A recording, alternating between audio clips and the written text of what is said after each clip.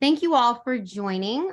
You are in the Governor's Office of Tribal Transportation Session 4 of BILJA office hours entitled Long Range Planning Among Multiple Federal Agencies. Today we have several presenters from the EDA that we will introduce momentarily, but again, just wanted to thank you for your attendance and remind you to this is a small session, so we have the opportunity to ask as many questions as we'd like and keep this conversational.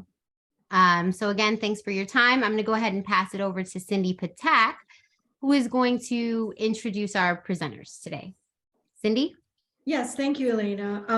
Full disclosure, good morning, everyone, and thanks for joining us here for session 4 of our office hours.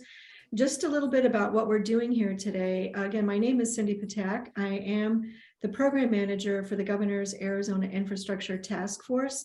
And as part of my responsibilities here, I also aid Christine Firethunder, the director for the Governor's Office on Tribal Relations, with the Tribal Task Force. So it's an infrastructure task force that deals exclusively with tribes located in the state of Arizona to support their efforts, provide technical assistance when asked, and to help build capacity as we kind of move our way through the infrastructure bill.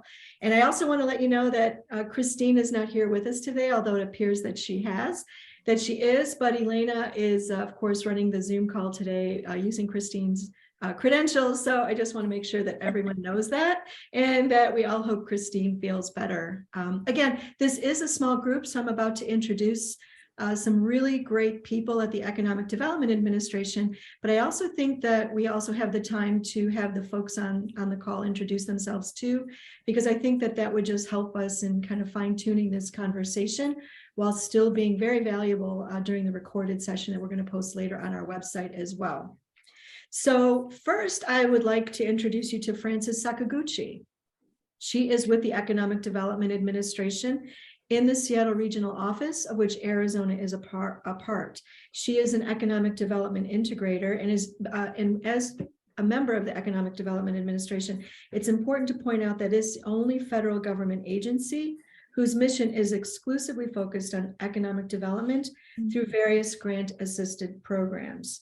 So Frances' emphasis is really on interagency collaboration, and she assists the public and community stakeholders to identify and leverage federal resources and tools that are best suited to address local needs and achieve regional economic prosperity. Frances's integration work also includes outreach and referrals, disaster program coordination efforts, cross-agency priorities, and regional plan alignments. And I think this is one of the best kept secrets of the Economic Development Administration.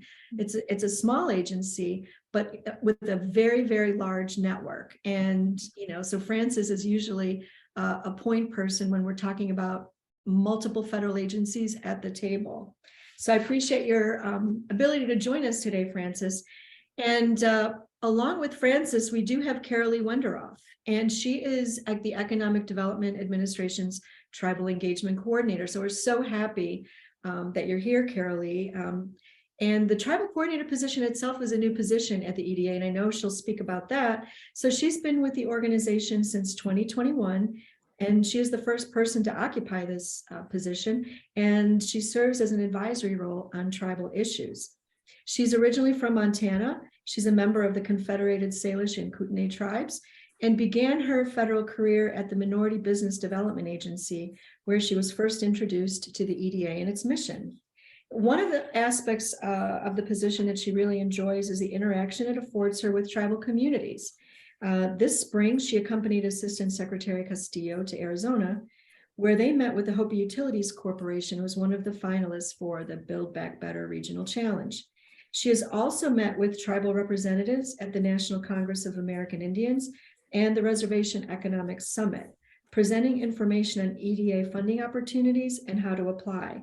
She appreciates connecting with tribes, with economic development representatives, seeing it as the cornerstone connection in the EDA application process.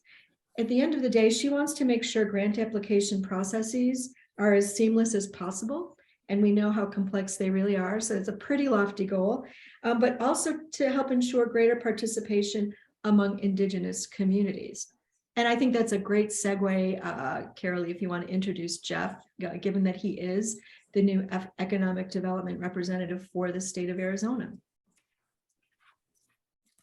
Kisuk Wisnam. Good morning. Carolee Quest. My name is Carolee, and I am a member of the Confederated Salish and Kootenai Tribes of Montana, as Cindy pointed out.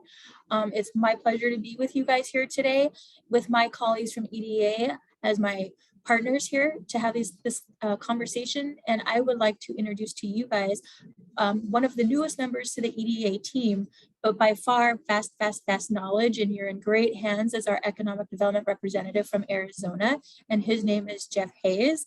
And I will turn it over to Jeff to introduce himself to you. Jeff? All right, thank you very much. So good morning, everyone. Yes, my name is Jeff Hayes. I am the EDA rep for Arizona as of last Monday. So it's new to this role, but I actually have about 38 years of experience focused on rural Arizona, starting actually in Arizona in the 80s and across the agency and various things. But I've also got about 14 years of nonprofit experience as well. So blended in, I've done, pretty much everything within the sun at some point, or at least have been exposed to it. But I'm really looking forward to working with you guys and seeing if we come up with some products. I think some, based on what I'm discovering on through EDA, there's some great opportunities for tribes to participate. And if we really look at it and target some focused projects and some opportunities there. So we look forward to reaching out and talking with you guys in the future, and feel free to reach out to me, and I'll put my contact information in the chat too, just so if anybody wants that. So thank you for that. Well, we do have some folks participating here, so I'm wondering if we could just hear from the three of you to let us know a little bit about yourselves. It could better help us target our conversation here today. Dorma, do you mind kicking that off? Sure, no problem. Good morning to everyone. This is, I believe, my first session, so I'm new to it. My name is Dorma Sania. I'm from the village of First Mesa, which is located here on the Hopi Reservation. I am currently the executive director for the Hopi tribal government. And so I oversee, just about every department that we have here, providing direction. So yes, we did have an application that the tribe had collaborated with the Hopi Utility Corporation, and we were unfortunately not chosen, which is a big blow to us. We have, just huge needs out here. We're located in a very rural area. We are the only tribe in the United States that is completely surrounded by another tribe, in this case, the Navajo Reservation. And that in itself creates challenges for us, access challenges, I should say. I was just going through a lot of our plans again on water projects that we wanted to invest some time and effort into, but we are running across issues related to right-of-ways, and so we just face numerous challenges. Of course, costs of different projects, economic and otherwise, exacerbate because of our location. Of course, the limited supplies in a lot of areas. We don't have a whole lot of skilled workers, so that's a challenge in itself also. We, of course, lost our revenue source, which was the power plant, the coal.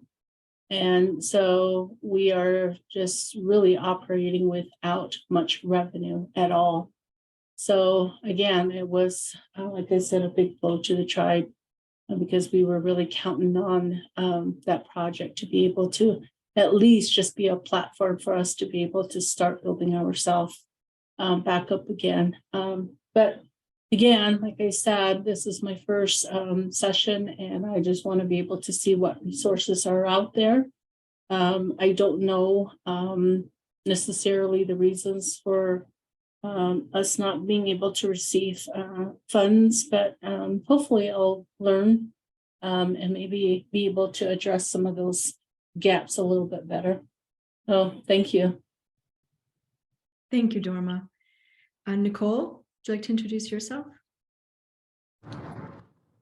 Sure, and I apologize. I'm riding in the car, so I might have a little choppy audio, but my name is Nicole Umayam, and I'm the Federal Program Officer with NTIA, the National Telecommunications and Information Administration, and I am based in Phoenix, Arizona.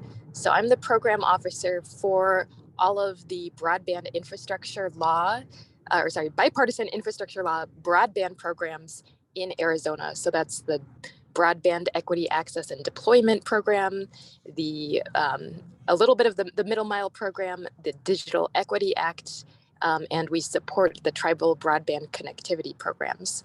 So I'm here as a liaison with the federal government, as a support for the Arizona Broadband Office, and to engage with as many people and groups and tribal entities as possible, because everybody is eligible as a subgrantee to help build out broadband infrastructure to every single home in Arizona. So I'm really thrilled to be here and to learn from our EDA colleagues and to meet all of you. Thank you, Nicole. Dawn? Leo Semchanea Nepodania Cardenas. Hello, my name is Don Cardenas. I'm a member of the Pascua-Yaqui tribe in Tucson, Arizona. And I'm a CEO of the Pascua-Yaqui Development Corporation, which is a Section 17 corporation. We're federally chartered. So we're considered the tribe, and we are have our first subsidiary, which is Sonoran Pueblo Contracting. And we're starting up another one. We've been doing it for about 2 years now, which is the property management. Our construction company just went 8A. Those of you who know what that means, it's huge. We're the only tribal 8A in Arizona. And so we've got our first contracts with the Davis-Monthan Air Force Base, and we're working in other areas in Arizona. We went to the SAME conference, which is a huge conference. If you guys are looking to do something similar, I would suggest sending your people there to see what is out there. But we've got a lot more opportunities on the horizon. And I just wanted to applaud Jeff Hayes, because USDA has been so great to tribes, and kudos to what he's done for them. I hope he can bring the same thing over to EDA, because we would have not gotten our 8A without their support and their RBDG grant, which helped us get the infrastructure to develop the plan and get the help we needed to figure it out, because it's very complicated. It took 2 years to get the 8A. So kudos to Jeff. And USDA gave up a lot when he went over there, but I'm glad he's there, because I feel the same way Dorma does, is that there's a lot of unknowns for EDA with tribes, and I feel like USDA had that knowledge. And I met the secretary under from USDA, and she's even taken tribal law classes just to understand, and it shows. So I'm so excited that Jeff's there, because we too, and Cindy knows, because she was with the EDA at the time, that we were just on the verge of being able to at least get into the first round, like you, Dorma, for a different, during CARES Act and ARPA. And it was a good project. And then we got shifted over to the California division, and there was just so much competition at that point that we just found ourselves over $100,000 in application debt.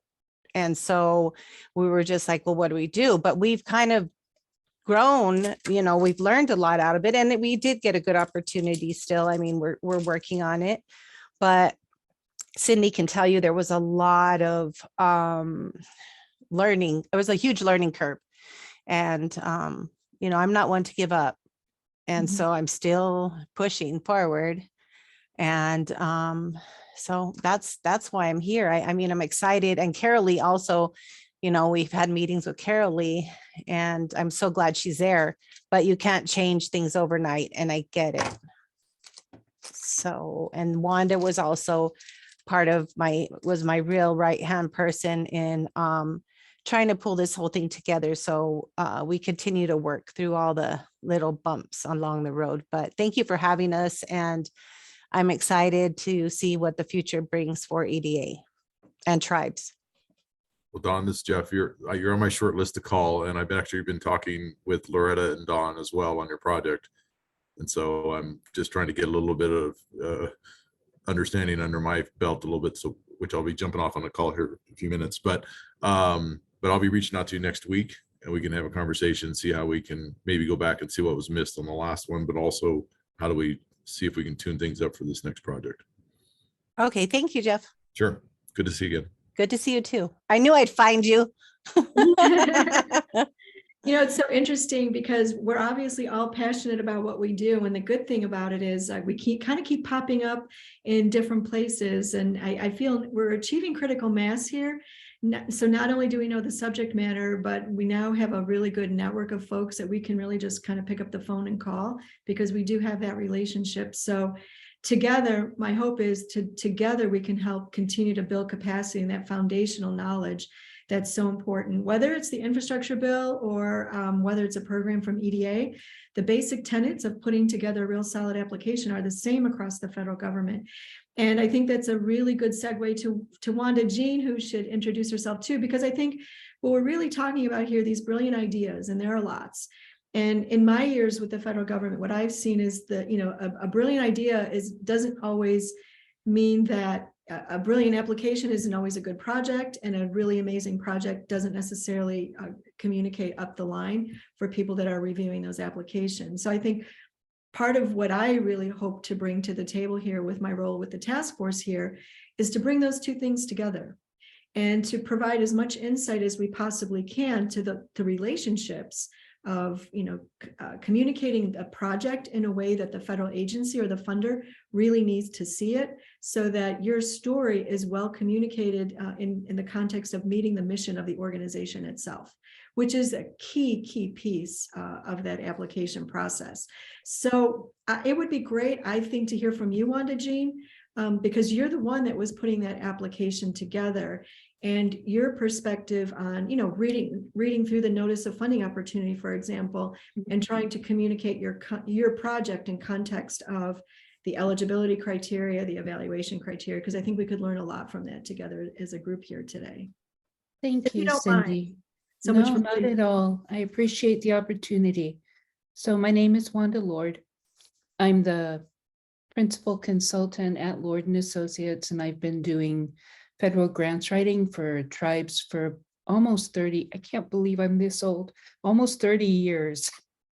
So We're all secretly saying I've been a tribal grants administrator, development officer, and so forth.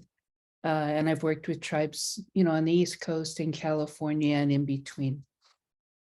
I think the one thing I would throw out is that there are models of NOFAs that are user-friendly, and EDAs isn't one of them, but there are. So USDA has very clear NOFOs.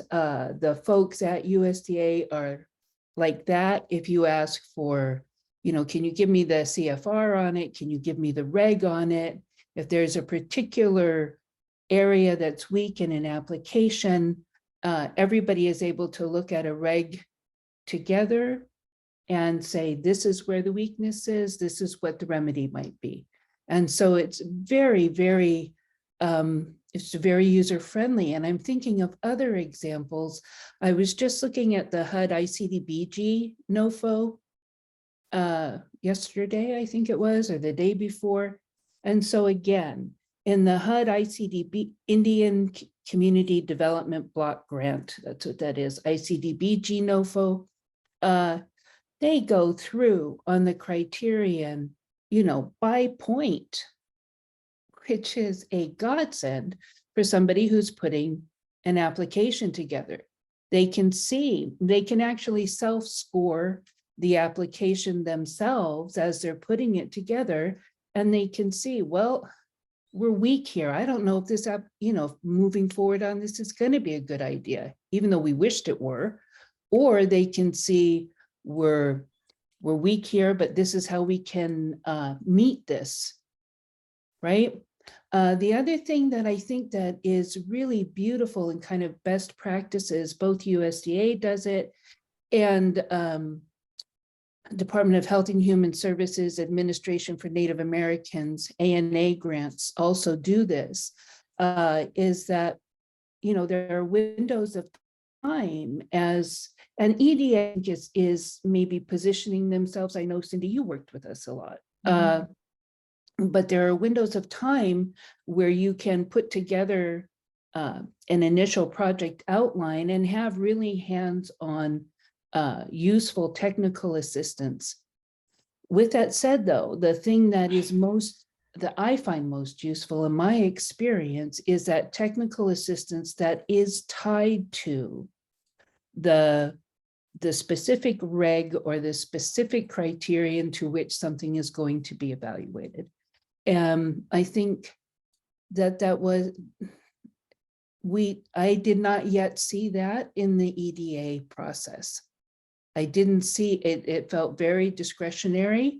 Discretionary can be good if you're in the discretionary yes column, but discretionary is not so good if you're either new to the process or really need to understand what are the decision-making touch points from the funder's point of view.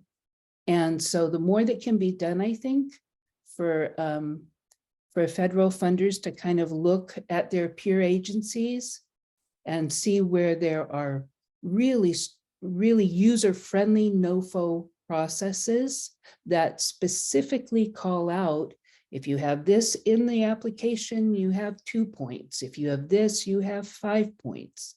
That kind of thing is a godsend to folks writing grants for tribes. So I hope that's a help. Yeah, I appreciate that, Wanda Jean. And to your point, I've read a couple of the USDA NOFOs coming out under the infrastructure bill and have been kind of overwhelmed at what a nice read they are, given the fact that, I mean, nothing is easy, right, in these NOFOs, but it's in plain language. And I also was struck at how much information that you put in your NOFO with regard to the grants.gov process, not necessarily just saying that you have to do this, but really walking through the steps on how to do that, which I do think is above and beyond what was actually required. But the fact that in that one particular NOFO, you really had all the information that you needed for the grant itself and for the submission process was really super valuable. And so, yeah, I do just want to say that too. I do like the way the USDA NOFOs are written. It was a 25-page document. So, again, that's not a little bit, but it was all useful information written in an extremely digestible way. And I do think that's really important. So you know what? I see we have someone else who joined us, Alton. We're a small group today and we're making fast friends here. So it'd be great if you'd introduce yourself and then we can include you in the conversation too. If you're so inclined.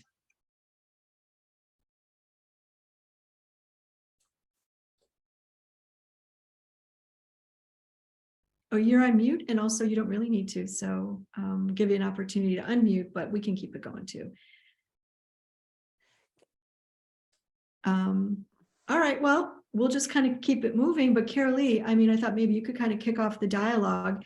And again, because it's conversational, I think it's okay if there's something that you say that really resonates with folks and we want to talk about something a little bit further.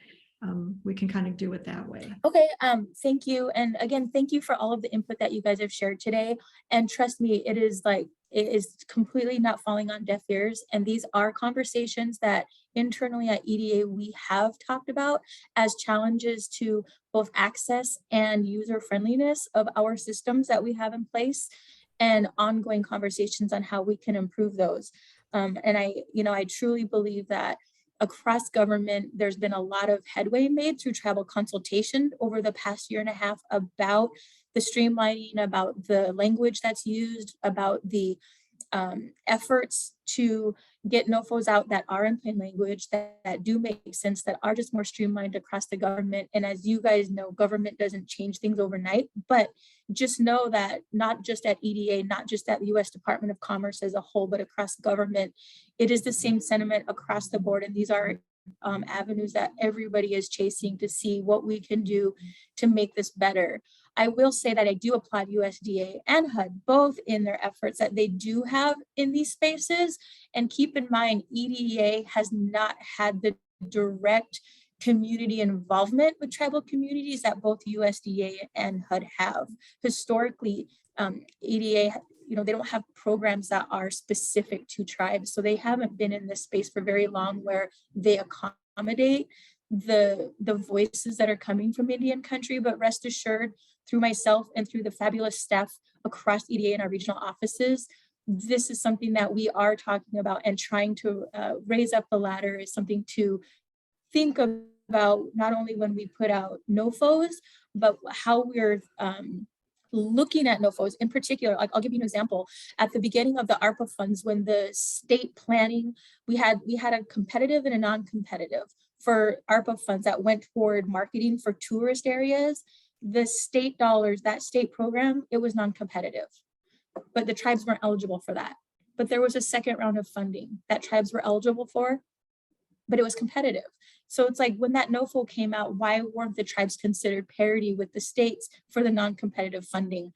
Those were things that, happened before we got to have these conversations, before we were hired, and to saw what the disadvantages were when tribes had to go for competitive funding versus the non-competitive when they should be considered parity with states. So those are the same conversations that we're having, on top of not just making our website more user-friendly on how to access our information, but how NOFOs are written. And like, I love the idea that you shared, Wanda, about the point system and what criteria they're looking for and how that's weighted. NVDA, when I was there, they did the same thing in their NOFOs, and you knew how many points were available for certain sections. And I think that checklists are helpful. I mean, there's so many things that are out there that would be so much more helpful that we don't do right now. But I assure you, EDA is looking at.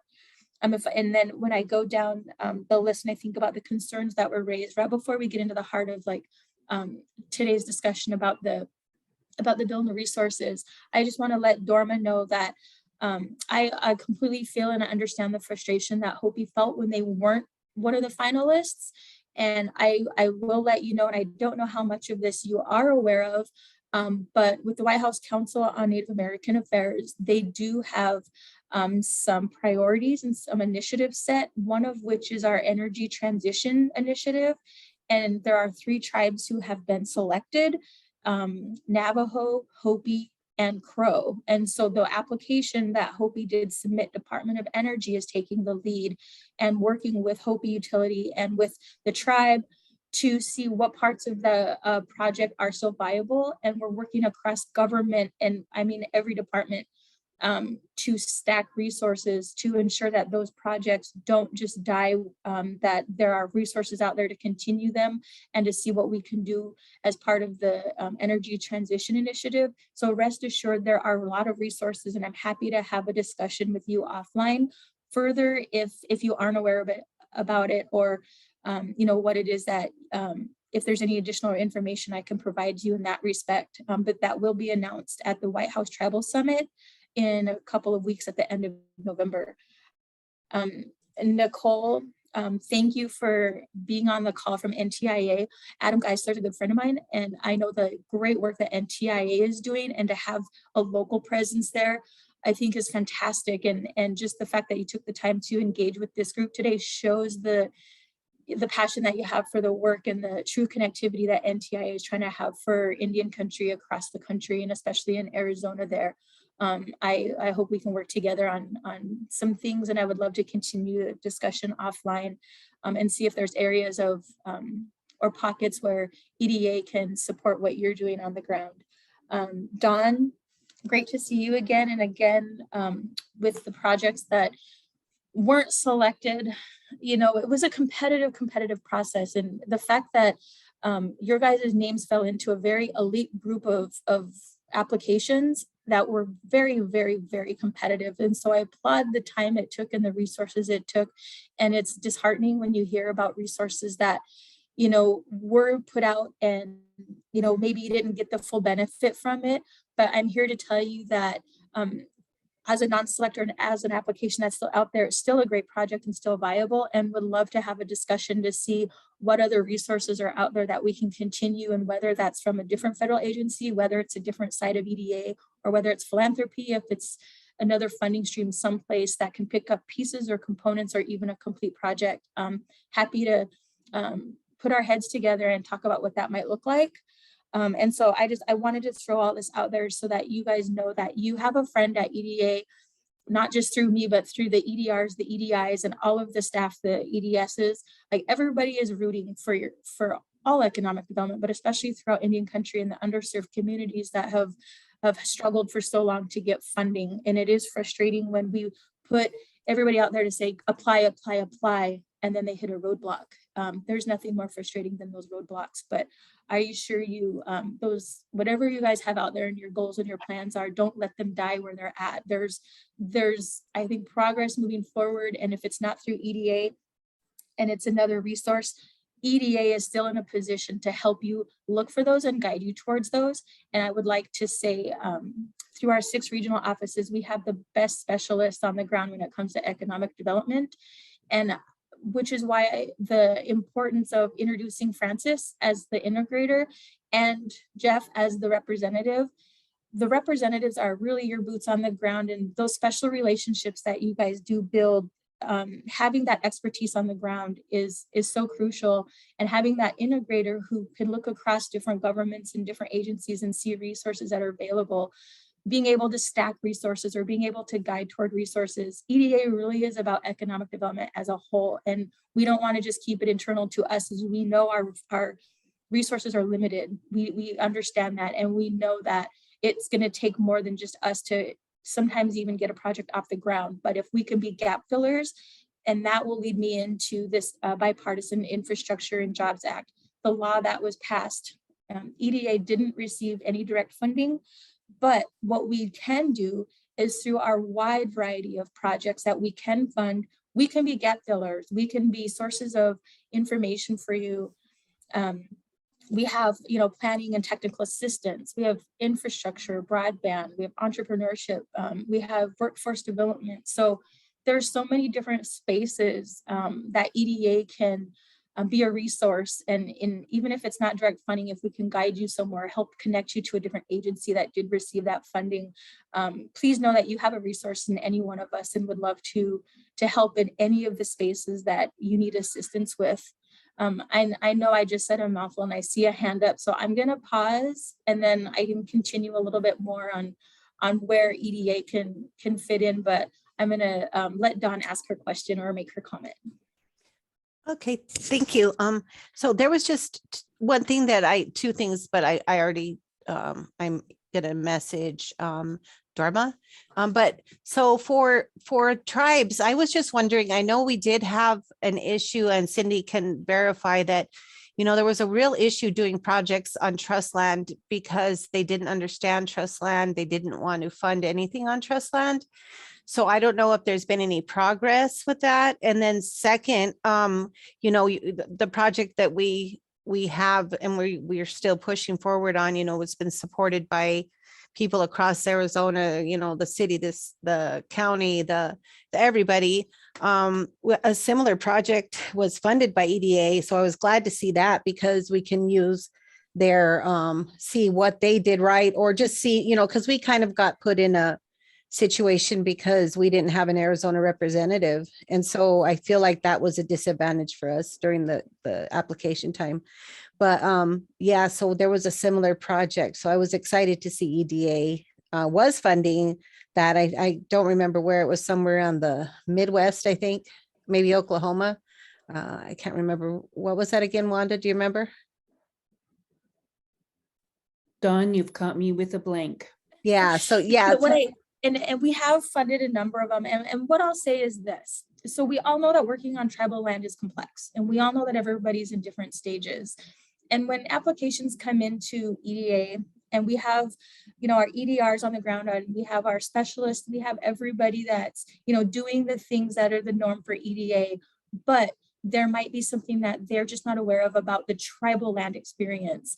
And what usually the wrenches are those unknowns. So what I encourage any tribe that I'm working with or talking to in the space of economic development is, if you have a priority that is set, if you have goals that are set and you know that it's on tribal land, think about the things that are normal hurdles in any project that you're going to do on tribal land, whether that's NEPA, whether it's the architecture and engineering, whether it's the preservation office that has to do what they need to do, if it's a right-of-way, if it's an appraisal, if it's a lease, anything that has the Bureau of Indian Affairs involvement when it's tribal land is going to be a hurdle, right? So if we keep in the back of our minds that anything that we can do to stay current on any of those impediments are going to help EDA in the application process, because sometimes it might not be an EDA function. It might be something outside of EDA's control that is the kink, but their timeframes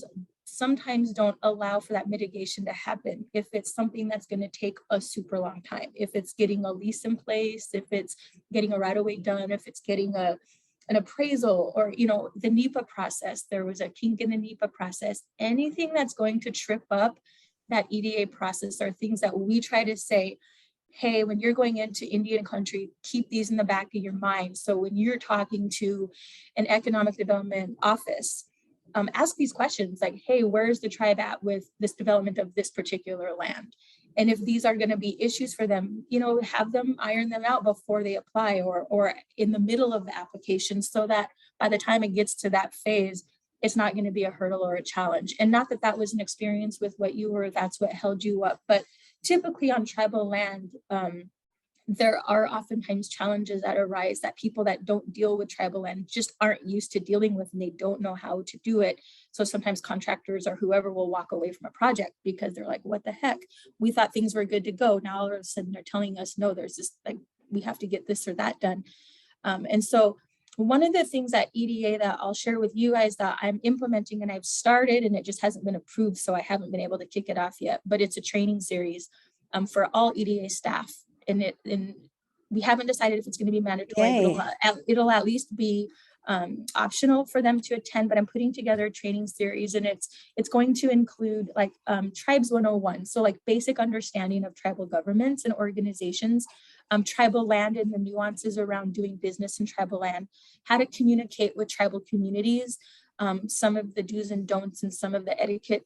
And then it'll be beyond. And then when we get into economic development, what it's like from a tribal perspective versus non-tribal perspective, and some of the things to think about when we're having these conversations. So there's going to be like a series of things, tribal treaty rights. What does that look like with all of the MOUs coming down surrounding tribal treaty rights and sacred sites and Native Languages Act? How does this affect economic development moving forward for EDA?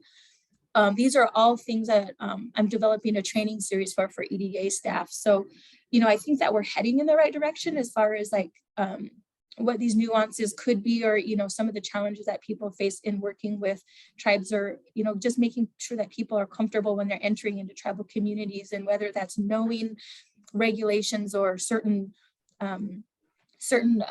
attributes that affect tribal land and the way that they respect their land versus how they're looking at it, how they're treating it, what's appropriate, what's not, down to the basics of, what does sovereignty mean? Like what are tribes looking for when we're having these conversations about our resources? What are they talking about?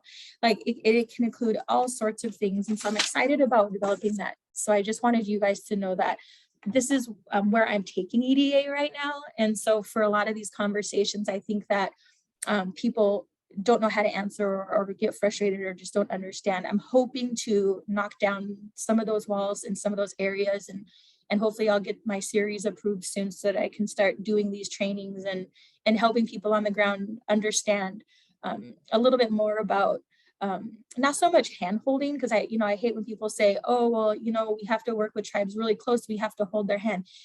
it's not that you have to hold their hand, you have to understand where they're coming from. And doing work on tribal lands is a little different. It proposes its own challenges that people that aren't on tribal land don't have to endure.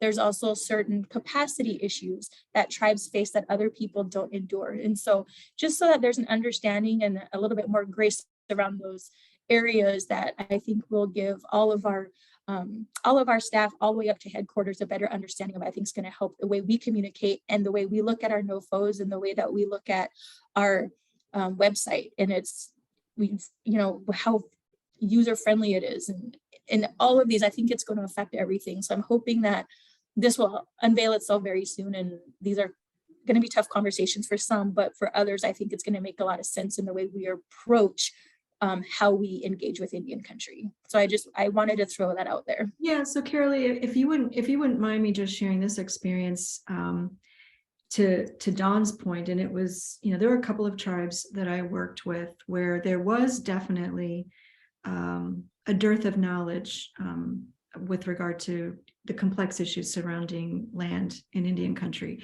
So it's one thing to kind of put the onus on the tribe to be able to explain that, but they're also knowledgeable that they also know it's going to be tough going in.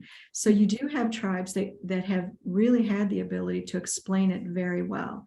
Now, if you kind of put your head in the shoes of put yourself in the shoes of a reviewer, these decisions really come down to risk, right? We're never going to eliminate the risk, but what we want to do is mitigate it.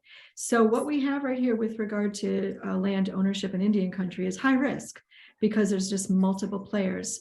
So to that point, it's really important that the folks at the economic development specialists, the EDRs, and most importantly, the leadership are understanding of that. Maybe they don't need to understand the complexities, but when we talk about risk, that this is a normal in Indian country and not to compare it to a situation outside of Indian country, because tribes do know how to mitigate that risk and they do tend to come to the table with all of that worked out.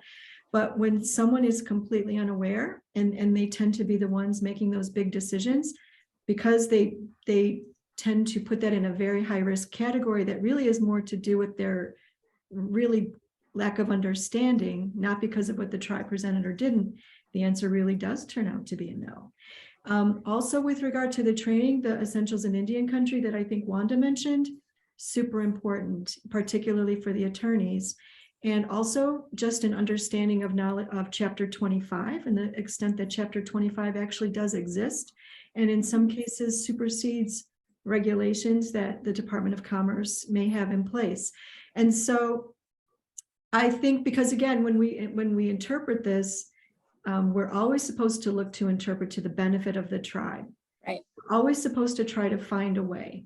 And the only way that we can really do that is to kind of arm ourselves with the knowledge of the laws and the regulations that have been designed exclusively for Indian tribes, and put the onus Correct. back on the agency, and then the people that are making those high-level decisions. So I will call out too, on that note of regulations. So Chapter 25 is my wheelhouse. It's where I come from. It's my base of knowledge. But as far as the federal agencies go, any tribe that puts in a grant application, and it can be at EDA, it could be anywhere. Well, I think one of the important things for anybody to know and to remember is Section 6 of Executive Order 13175. And for those that aren't familiar with that section, it's a waiver request, and any regulation that you think is going to impede your attempt at accessing federal dollars or participating in a federal program, you can request a waiver from. And the agency has every right to say, no, we don't feel like this is right, but you can try. So let's say it's a federal match request, or it's a streamlining of a NEPA document from a different agency, but it meets the same criteria. Something like that, you can make that request to any federal agency under that executive order and say, this particular regulation is an impediment to us utilizing these federal dollars for our goals. We want to meet our goals, but this is an issue for us. You can request a waiver of that regulation. And I think that when people think of Executive Order 13175, they think of tribal consultations only. But if you read through it completely, Section 6 is important, and that's the waivers. And, you know, I think getting that out to tribes so that they know, like, hey, if there's something that's out there that is written in this NOFO that is just, you're just not going to be able to compete. I think it's important that they know that they have the right to request a waiver on that. And I, you know, there is a lot of frustration out there about the way things are evaluated and the criteria that's behind it. And I do think in the last year, I personally have been in conversations where we've said we have to take a look at the rubric that's used to evaluate, because not everybody's on the same playing field.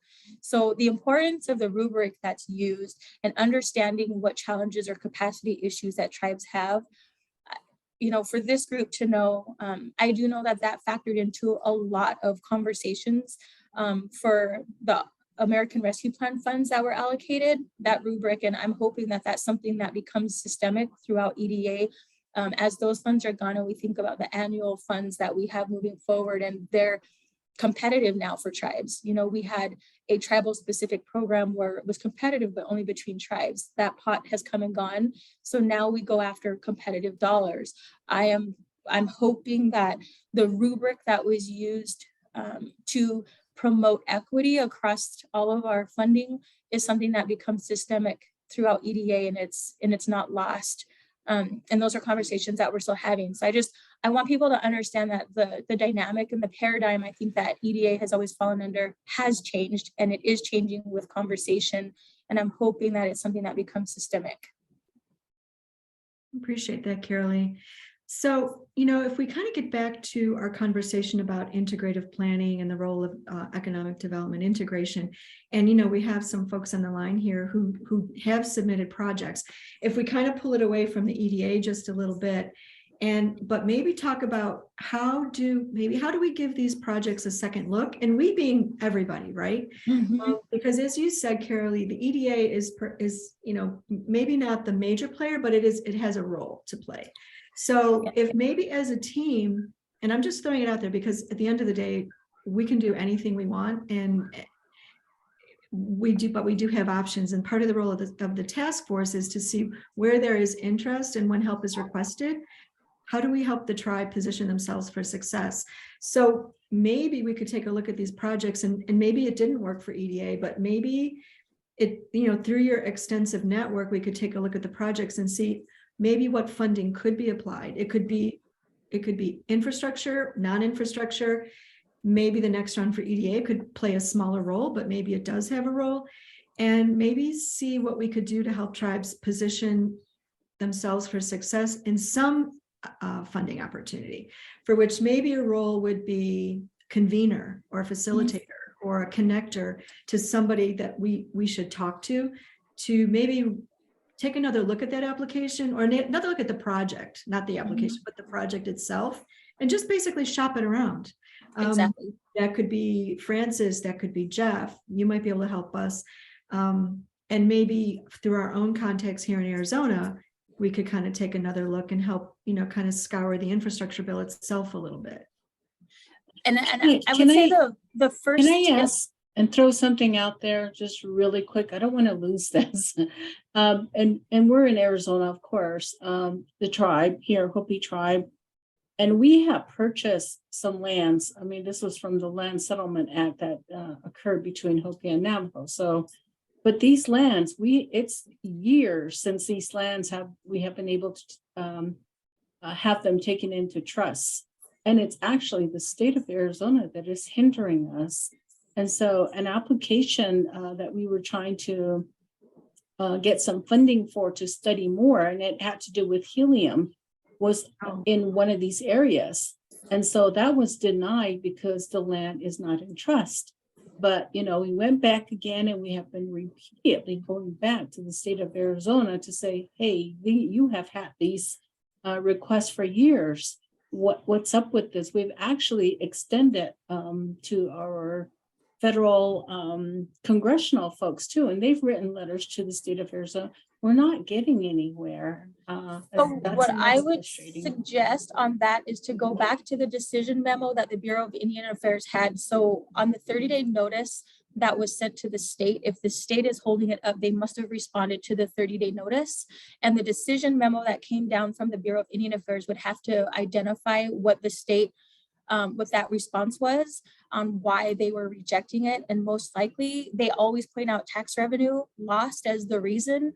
And there are ways to mitigate around that to continue the application. But your first starting point is to go back to that decision memo that the Bureau of Indian Affairs called out and see what the reasoning was. And chances are in today's world, there's a way to mitigate around that. But then I would also say before you start the application process again, if this is truly something, or if there's an encumbrance on the property, when you look at the title insurance policy, if there's for some reason an encumbrance on there that the United States absolutely will not pull into trust until that's mitigated, I would work with the title insurance company and with whatever that encumbrance looks like to remove that encumbrance before you move forward. Because if you recall the steps of the fee to trust, the NEPA document that has to go in line into the folder is only valid for 6 months. And so now the application is, if it's a couple of years old, they may say you have to go back and redo that NEPA document to pull it into trust, but these are all kind of simultaneous parts. Even though when you look at the fee to trust process in 151, then there's like 36 steps, but a lot of them can be done at the same time. But you don't want to get ahead of yourself and do something that's going to time out like a NEPA document if it's going to take a little bit to mitigate whatever those impediments are that have to be identified in the decision memo that was handed down by the BIA. So that's first and foremost what we need to look at. And thank you, but you know what? You lost me way back there. So I think that we're gonna have to have some contact discussions and just, And I'm happy to, on a side note, away from this, happy to have a conversation and I'll break it down into visuals into like layman's terms that show you exactly what those documents, what they look like and how to read those. Happy to have that conversation. We totally appreciate that. Thank you so much. I'm sorry to have hijacked this conversation. I just had to get that out there. Thank you. No, I'm really glad you did, Wanda Jean, because I think this issue is probably not exclusive to Pasquayaki. So I think this is just really good information for everyone. And I know I'm learning a whole lot too. And so I think that I just wanted to clarify that I think that was Dorma speaking for Hopi. Oh, okay. Okay. Well, again, same thing. I do appreciate that because I'm sure this issue is not exclusive to any one particular tribe. So it becomes very helpful for us as a group to kind of see how to help connect the dots when we're in a position to do that. And that's a good segue into connecting the dots. So when we think about the infrastructure law and the dollars that are handed down, and we've talked about how EDA didn't receive those, just so you guys know, there is an inner working group that I am a part of, and we meet quite often and we talk about these funds. We talk about the IRA funds and we talk about the initiatives that are out there. And Arizona is actually part of one of the initiatives of the White House, which includes a tourism and a whole transportation effort under the electric vehicle initiative. And so there is, just so that you guys are aware, a joint office of Department of Transportation and Department of Energy that will answer any questions on how to access any of these dollars that are incorporated in these initiatives. The Department of Energy and the Department of Transportation, I have contacts. Like if you guys want direct contacts and to talk about how to best utilize all of the pockets that they have, whether it's the infrastructure law, whether it's the IRA coming down, or existing funds that they have, even Treasury. I mean, they are all sitting on so much money for Indian country, and getting the word out there and how to apply and how to access those are conversations that we all keep having. And I know that they want tribes to engage with them too. So if you have specific projects, if it's please let's have these conversations, because I'm happy to, and I know Francis and I know Jeff, we would love to make sure that you guys are engaged with the appropriate departments One of the unique things about these funding, this funding cycle that's come out, and tribes have always felt like, well, you know, it sucks to go after, like, we don't know which way to go. We don't know what our priorities are. We have to determine that first. The beautiful thing about these dollars is when you think about what department they're in, go for the moon. They have so much flexibility in what these dollars are able to be used for tribes, because this is something that is just, it's historic, the amount of money that's out there and available. And in order to get the money out the door, they've had to be very, very creative and very, very flexible about the veins and the spaces that they're traditionally not funding, but they are, because of the flexibilities allowed under these laws. And so if you have projects that you say, well, it doesn't make sense to go after Treasury, or it doesn't make sense to go Department of Transportation or Department of Energy, like, you know, let's have this conversation and we can connect with them, because they might have vessels or veins of that funding that do make sense and they do fit in, and they just don't know how to get that conversation because it's so unique to a specific part instead of the whole umbrella. But happy to, you know, communicate that out to you guys, or to put you in contact with those if you have certain projects that you're looking to fund, and we all meet. And so we all know like available resources and can say, hey, this doesn't sound like something that we can like fund, or, you know, we know about, but I know that these guys over here have something, and these guys over here have something. And one of the best things we could do is, when we're all talking about, is we can figure out a way to stack resources to complete projects instead of doing it piece by piece. Yes. And to me, that is the brilliance of the Economic Development Administration through the work of folks like Frances, through the integration efforts. And also, Yes. just as an FYI, she is a counterpart in every one of EDA's regions too. So this is very much a national thinking from your perspective. So that is one of the reasons I'm so happy that you were able to join us here today. You know, we really do have just a few more minutes left in our webinar. And so what I really want to emphasize as we kind of close out here, that this office hours session today is not intended to be a one and done, that this is the beginning of some really meaningful conversations and hopefully some work together. The state of Arizona, you know, we're changing administrations, but the task force itself and the work of the task force, our intention from the very beginning was to be in this. We're playing the long game, right? So, you know, you mentioned low-hanging fruit, Carolee. We're definitely trying to deal with low-hanging fruit, as well as building foundational expertise. And with the formation of the Tribal Task Force, or the BILJA Task Force, our goal is to deal also exclusively with the needs in Indian country in Arizona. And we are also one of those connector pieces for you. So right now, I think that everyone knows they can call EDA directly, and you directly, Carolee, and our EDA here, EDR in Arizona, and Frances, but also the task force also fills that role here too. And to our point here about the grant applications themselves, again, it is a federal process. Every agency interprets it differently, but what goes into a notice of funding opportunity is also identified in the regulations themselves. So we are also developing a webinar series that we're going to launch in January as part of our office hours for the BILJA task force, where we really do go through the pieces of a NOFO as it relates to a project life cycle. So the 3-part series is going to first focus on the pre-award stuff that we're really looking for, which is the planning, the collaboration, developing a pipeline of projects, determining need, working its way toward the application process, which is the award phase. And then our 3rd webinar will really focus on post-award, which is financial management, internal controls, and reporting. So, you know, again, we're playing the long game here. So as we make our way through this process and we kind of hear from you what your obstacles are, I'm thinking right off the bat to that webinar series where we're offering to everyone that we might include a section, Carolee, on 13175, section 6, and especially as it relates to tribes, and what are those special exceptions as we go through this very typical process, federal process, and to position tribes in the best possible way. To maximize opportunities for IJA or BIL or whatever, but also for all of the federal programs that are out there. So I do want to thank everyone for not just being here today, but really kind of speaking so candidly about what some of the challenges are, and helping us as resources figure out where the opportunities could be, how to help you address those challenges, and help us all learn how to be better stewards with federal funds and how to provide the best assistance possible.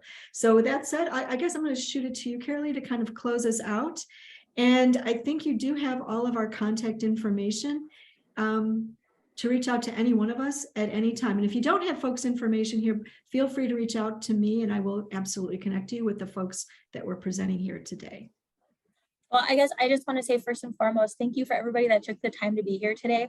And I really do appreciate the candidness of the conversation, the challenges that were proposed, the recommendations and the suggestions that were posed. These are all things that we can go back to, you know, our decision makers and say, you know, these really are our pain points, but there are solutions. We're not just here to complain. We have solutions and recommendations to make. And so anytime we, you know, are able to have these conversations in a real setting and recognize true challenges that people are facing when they're trying to access our funding, I know I speak for myself when I say it's 100% appreciated, because these are things that I am in a position to go back then and say, you know, hey, you guys said what were our lessons learned and how do we get better? Here's what it is. Here's what it looks like in real life. So I am so glad we had this conversation, and I will take everything that was raised here and all of the challenges, any of the frustrations, and also the recommendations and suggestions, and you know, push them up the ladder to the best of my ability to make sure that your voices are heard and, you know, they're not lost or forgotten. So again, I just appreciate the time and the information that was shared today. And thank you to Francis and Jeff that were their knowledge, they have vast knowledge. And so I hope you guys lean on them as resources as well. But you know, EDA is here for you guys. And so please use us. Please make us usable, and in any way we can help. If it's a phone call, if it's an email, you know, just please reach out anytime. Well, it's been a pleasure to get to know all of you a little bit more. I think, you know, sometimes we tend to speak about the federal agency, but we kind of forget that there's actual human beings that are very passionate about the work that you do there. And we all just kind of want to figure this stuff out together. So much appreciated, much respect. And I'm just not going to say in closing, because I'm just going to say now to the next step, but we'll close out this call and look forward to our subsequent dialogue. So thank you everyone for being on the call today.